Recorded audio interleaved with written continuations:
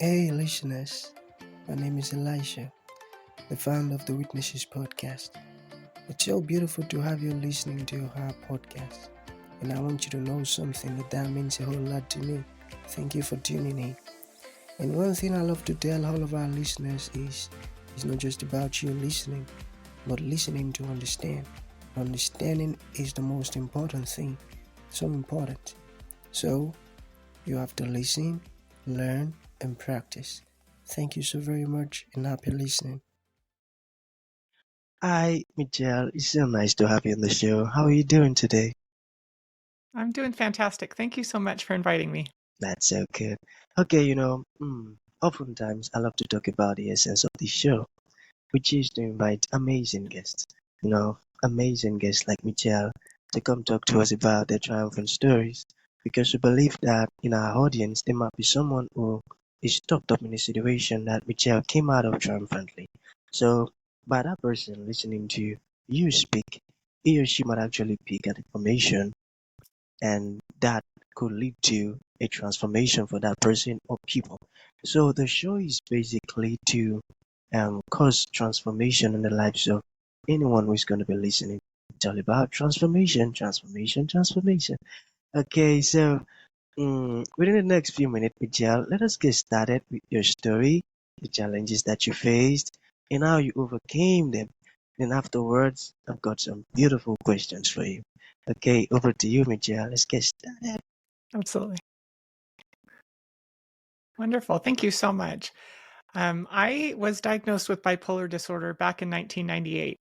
It was 1 month before I graduated from college, and the 2 years leading up to that point, I was experiencing increasingly erratic mood swings. I was going from, really elevated mood, really excited about life, having a new life plan, and I was talking to everybody about it, speaking really quickly, and sometimes having a hard time sleeping. And then I would crash and get severely depressed, and I would, not go to class. I would stay home and watch television or sleep. And over that 2 years, my parents became very concerned and finally, convinced me to go see a psychiatrist. And when I was seen initially, I was very depressed when I was initially diagnosed, and I was diagnosed with depression and anxiety. And then they put me in an antidepressant and I became very manic. And so they changed my diagnosis to bipolar, bipolar type 2. And for the next 10 years after that, I actively sought treatment through various psychiatrists. And I took every medication they told me to take. And I just got progressively sicker. I just kept getting worse and worse. It was especially bad after my children were born. I had 2 children during that time.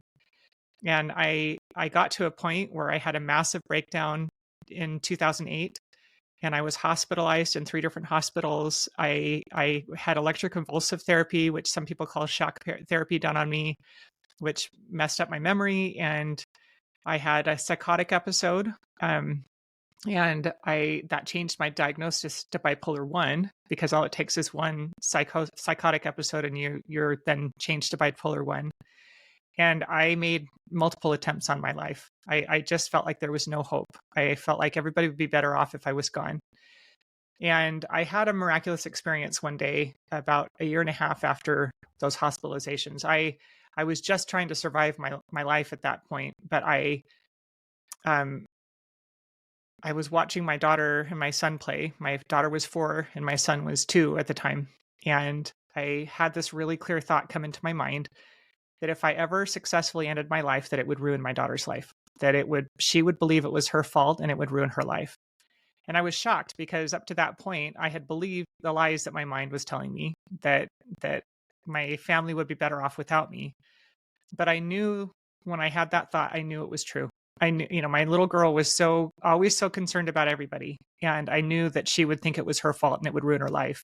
And even though I didn't feel like my life had any value, I knew her life had value. And so I made a commitment right then that if all I could do was survive my life, that I would do it for my daughter. That I would do it for my daughter, for my son, for my husband. I would survive to give them a chance at a better life. And so I did initially just survive. It was like white knuckling it, every day was just a struggle to survive. And then In 2010, my doctor and I found the first piece that started to help my brain heal. And over the following 10 years, so from 2010 until 2020, I gradually pieced together an integrated research-based treatment plan that actually helped me to heal. And I don't experience symptoms anymore.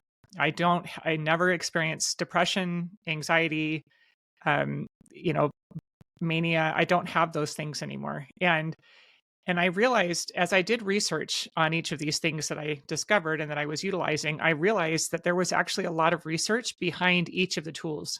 I use micronutrients to make sure my brain has healed and gets what it needs to function in a healthy way. I learned how to use therapy for trauma healing and learned how to use it effectively. I learned how to use mindfulness meditation and yoga as a somatic therapy and exercise. And so I at first was very angry. When I first realized it was possible to heal, I felt very angry that I had been left to figure this out for myself. And I felt very frustrated. And I kind of mourned the loss of all those years that I was so sick. But as I thought about it more, I realized that I can turn my suffering into purpose if I will share what I've learned with other people. And so that's why I started my blog. I started my podcast to teach what I've learned to other people so that they can find healing for themselves. Wow, beautiful. Sorry about that. Whoa. Okay, so, Michelle, let us dive into the questions. All right, are you ready? Mhm. Okay. Yeah. All right, so the very first question, it says, is it possible to treat bipolar without medication? Yes, actually it is. And the reason is that medication is not actually treating the underlying cause of the symptoms. So the problem that we have is the diagnosis itself.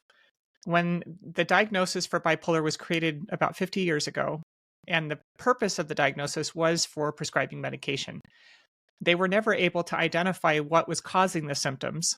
And they lumped the symptoms together and created this diagnosis called bipolar disorder. And when you are treating bipolar disorder with psychotropic medications, it's not treating the underlying cause of the symptoms, it's treating the symptoms themselves. And the problem is that when we treat the symptoms with these drugs, not everybody's brain reacts the same way. It actually causes a chemical imbalance in the brain. And so it makes the brain function in an abnormal way. And that is one of the reasons why people believe that bipolar is incurable and that it is a chronic condition, because we are treating them only with medication. And so what I discovered is that there's a lot of research into what are actually the underlying causes of the symptoms. So micronutrient insufficiency is a big one. There's actually a tremendous amount of research into the correlation between micronutrients. So micronutrients are vitamins and minerals that our brain needs to function in a healthy way. And there's a number of different reasons why people have become deficient in that in their diets. And there are some people that are genetically predisposed to need higher levels of nutritional support. And when people don't have a sufficient level of nutrient for their brain, they develop symptoms like depression, mania, anxiety. These are symptoms that indicate your brain is in distress. Another underlying cause is trauma. A lot of people have unhealed trauma, and that unhealed trauma can severely dysregulate the mind. And so, if you work with a qualified, competent trauma therapist, you can actually get to the root cause of some of those symptoms. There are a lot of people who end up with symptoms because of drug use, marijuana, illicit drugs, even sometimes ADHD medications can cause symptoms of mania. And so all of those things, if you will treat them in a holistic way, so get to the root cause of what's causing the symptoms to occur. And I want to make sure that I say this clearly. I do not advocate anybody go off of psychotropic medications cold turkey. Do not stop taking your psych meds because you think maybe you don't need them. If you want to go off of your medication, you need to work with a competent holistic psychiatrist, or the company that I get my micronutrients from is called True Hope, and they have very competent customer support that can help you safely titrate off of these medications and onto the micronutrients your brain needs. And it's a long process.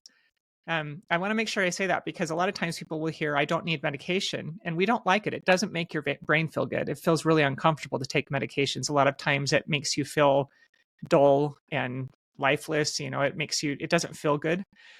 And so people just stop taking their medication. And the problem is that the medication changes the way your brain functions. And when you stop taking it, you go through severe withdrawals, sometimes life-threatening withdrawals. So as I'm talking about this, I want to make sure that people understand I do not advocate people go off of it on their own. If you want to go off of medications and you want to try something different, work with somebody who knows what they're doing so that you can do that safely and actually help your brain heal rather than making things worse. Mm, wow. Michelle, you're so, how would I put it now? You're so knowledgeable, in this particular area. Your words I really tell they are filled with insight, and I love it. I love it. Okay, so Thank you. yeah, let us proceed, all right? Okay, so Mhm. let's say someone asks you, hey Michelle, how can I help my bipolar loved one? What would your response be? So the first thing is to remember, one of the things that was really hard for me when I was very sick was people trying to tell me how to fix myself.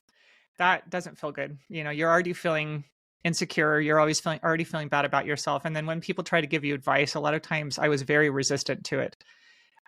So the first thing that I would tell is if somebody has somebody that they love that is struggling with bipolar disorder, educate yourself. Learn as much as you can about what they're struggling with. Learn about, what kinds of things can be helpful so that if that person asks them for help, that they have the knowledge to help them. A lot of times people come to me and ask, how can I help somebody, my daughter or my son or my spouse? And I always tell them I'm very open to talking to people that are struggling with bipolar if they want help, but they have to want the help because it is not an easy thing to heal. We have a society that is so focused on quick fixes. We want a pill to make us feel better. Yeah. And healing bipolar takes a lot of effort and it takes a lot of work and persistence. And so in order for somebody to be able to heal their bipolar, they have to be willing to do the work themselves. And it's always important to have good support people. But if somebody has somebody that they love that has bipolar that is resistant to help, then just learn what you can so that when they ask for help, when they get to a point where they are suffering enough that they don't want to live that way anymore, then you know what to do to help them. Beautiful. I love that answer. Okay, the second to the last question, Michelle. This says, how can someone learn to effectively use therapy to heal rather than just cope? You got that? Oh, I love this question because, yeah, I wish that somebody had taught me how to use therapy when I was initially trying to use therapy because I didn't understand what it was for and I didn't like it. And I got some bad therapists at the beginning too, which made things worse. And so I would go to the therapist and I would, talk about my problems for, 50 minutes. And then they say, oh, time's up. I'll see you next time. And I think, I don't know why I'm here. I don't understand the point of this. I had psychiatrists that were telling me to go to therapists to get coping skills, and that didn't help me. I was suffering so much that these coping skills, one of the ones that I hated the most was, when I would feel my temper rising, which was, I had a very difficult time with controlling my temper. I would get very angry, and it was like an out of body experience. It was a very irrational, I call it bipolar rage. And they would say stupid things like count to 10. And I couldn't. I was trying to explain to them, there's no buffer. There's no opportunity for me to count to 10 because it happens so quickly and it is so out of my control that I couldn't stop it from happening. There was no time to count to 10. And so over the time, I finally figured out, some of the things that are really important. Number one, you need to find a competent therapist. Not all therapists are good. And if you have a history of trauma, you need to look for a trauma therapist, somebody who's certified in modalities like EMDR, internal family systems therapy, rapid resolution therapy. These are therapies that are designed to help resolve trauma. And you need to look for somebody who has that background and that training for that. It's also really important to make sure you feel safe and comfortable with your therapist. You want to make sure you find somebody that you feel confident with. If your therapist is not setting goals with you, that's a big red flag. You need to find somebody that is looking to help you heal, not just cope. Um, and I always tell people you need to take responsibility for yourself. And so I encourage people to use therapy notebooks, take something with you when you go to therapy. And if you have homework, write it down. If there are things you're supposed to do between sessions, write those things down. And then make sure that you do them, follow through between sessions, because going to a therapist, once a week or once every 2 weeks or something isn't going to help you heal if you're not doing anything in your life to make changes. And I also encourage people to remember that when you're in therapy, if somebody has hurt you, you're injured and you need to focus on the injury, not on the person. I spent a lot of years with, I had some pretty severe trauma from an earlier marriage, and I spent so much time I didn't want to talk about it at all. And then when I finally did want to talk about it, there was a lot of focus on the person rather than on healing the injury. And I always encourage people to think about it this way. Like if somebody broke your leg, if somebody hurt you and it broke your leg, when you go to the doctor, you're going to tell the doctor what happened initially, but then the focus is going to be on what do we do to heal the injury. You're not going to spend all of your time at the doctor's talking about the person and how it happened. You need to focus on the injury itself. And the reason that I encourage that is because it empowers you. You have no control over the other person or what they did or, the choices they made, but you do have control over how you're going to respond to it. What are you going to do to proactively heal the injury? And then you might need to set healthy boundaries. If there's risk of that injury reoccurring, you need to set boundaries to protect yourself.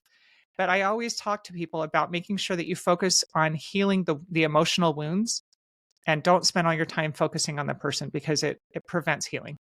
It prevents healing. I got that. Beautiful. Beautiful, beautiful, beautiful. Okay, Michelle, it has been a beautiful moment with you on the show, with your amazing insight. Wow, it's been incredible, I'm telling you. All right, so let's say there is a piece of advice in conclusion that you would like to give to the audience. What would that be? And let's say there are someone's listening right now that would like to reach out to you, learn more about what you do. How can that be possible? Yeah, on my website, I have a free resource called the Mood Cycle Survival Guide. And it is the first step that I encourage anybody who wants to even just learn how to manage their bipolar better. It's a resource that I developed for myself years ago after my fourth hospitalization. 2 years after my initial breakdown, I had another hospitalization. And when I was released from the hospital, I had this realization that nobody was coming to rescue me. I had to help myself. And I contemplated, like, I know when I was experiencing mood swings before, mania or depression, it felt like I was getting yanked onto a roller coaster and I just had to hold on for dear life and then try to clean up the mess afterwards. And I was in a victim mentality at that time.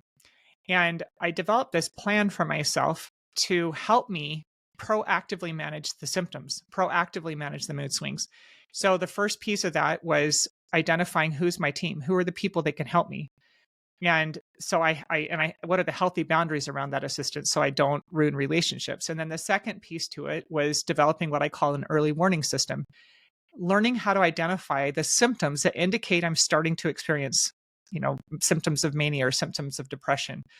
How do I recognize that? Take responsibility for myself, proactively acknowledge that I'm experiencing symptoms. And then the third piece is what are the power priorities? So when I was depressed, I would really struggle with getting out of bed, really struggle with functioning. And so when I would try to do all the things I normally did, it made things worse. So I recognized that I needed to identify what are the most important things that need to happen during that time. And then I let go of the rest of it until I was feeling better. The same thing was true for mania. When I would get manic, I would start big projects, big sewing projects or, a home renovation or something and forget to eat. And then my kids would not be fed. And that was not okay. And so my power priorities are always, making sure that everybody is getting something to eat, making sure, the basic things, what are the power priorities that I have for myself? And then the fourth piece of that plan is how do I reboot my system? How do I get myself back to a healthy mental state? And so that plan is the first step to healing because it is learning how to take responsibility for yourself, learning how to proactively manage the mood swings so that you can lessen the impact on yourself and your family and shorten the duration of those symptoms. And that's a free resource that I offer on my website. My website is myupsideofdown.com. And if you go on there and click on free on the top, you can click on there and get that mood cycle survival guide. Wow, thank you. Thank you so very much. I love that. Okay, that's going to be the end of the show, Michelle. Thank you for your time. Thank you for honoring the invite. And thank you for blessing us with such an amazing insight. Thank you so very much. Thank you so much for having me. It's been a pleasure. Thank you for tuning in to this incredible episode. Your support means the world to us, and we truly value you. We look forward to having you join us for the next episode. If you enjoyed what you heard, please consider rating and reviewing us on Apple Podcasts. Your feedback is greatly appreciated.